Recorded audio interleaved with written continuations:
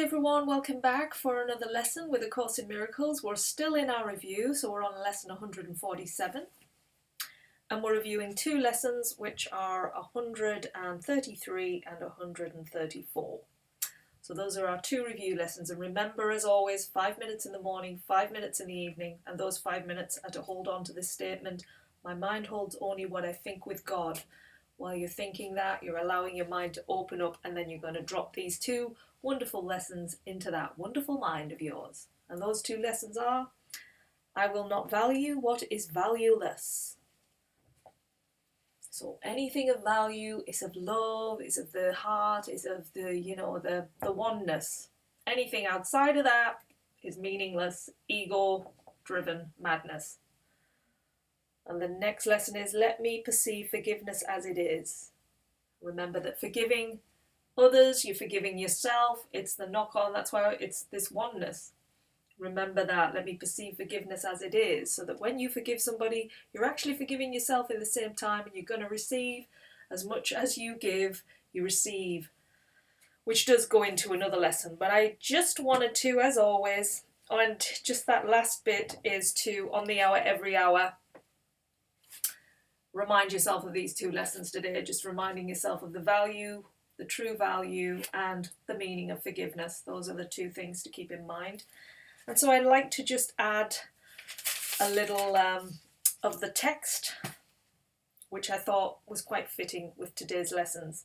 And it is on page 175. We're on chapter 9, and I've gone to the stage where it says the two evaluations. I'm not going to read all of it. I'm just going to read a segment of it, and then I'll post a link under this video if you want to read the full content there. So here we go. God's will is your salvation.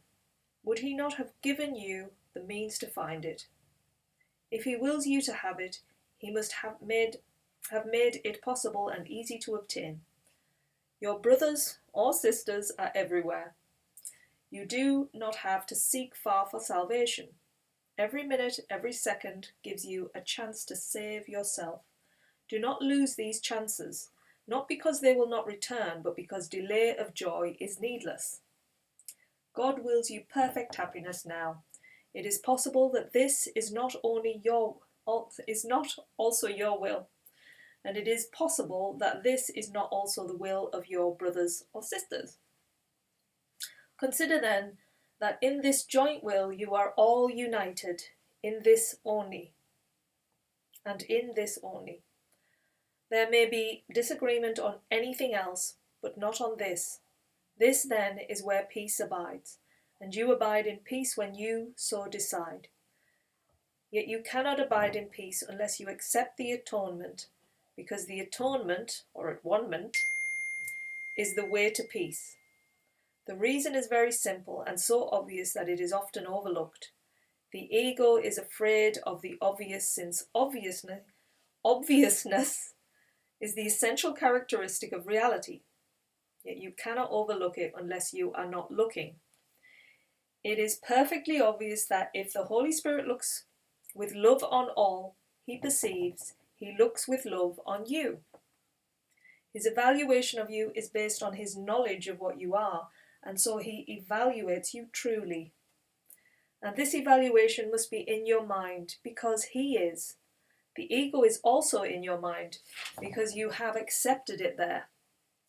Its evaluation of you, however, is the exact opposite of the Holy Spirit's, because the ego does not love you. It is unaware of what you are, and wholly mistrustful of everything it perceives, because its perceptions are so shifting. The ego is therefore capable of superstitiousness, as best as viciousness at worst. This is its range. It cannot exceed it because of its uncertainty, and it can never go beyond it because it can never be certain. You then have two conflicting evaluations of yourself in your mind, and they cannot both be true. You do not yet realize how completely different these evaluations are, because you do not understand how lofty the Holy Spirit's perception of you really is. He is not deceived by anything you do, because he never forgets what you are. The ego is deceived by everything you do, especially when you respond to the Holy Spirit, because at such times its confusion increases. The ego is therefore particularly likely to attack you when you react lovingly, because it has evaluated you as unloving and you are going against its judgment. The ego will attack your motives as soon as they become clearly out of accord with its perception of you. This is when it will shift abruptly from superstitiousness to viciousness, since its uncertainty is increased. Yet it is surely pointless to attack in return. What can this mean except that you are agreeing with the ego's evaluation of what you are? And I'll end it there. So yeah, isn't that interesting to realise that in our mind we have the Holy Spirit, but we also have the ego in there.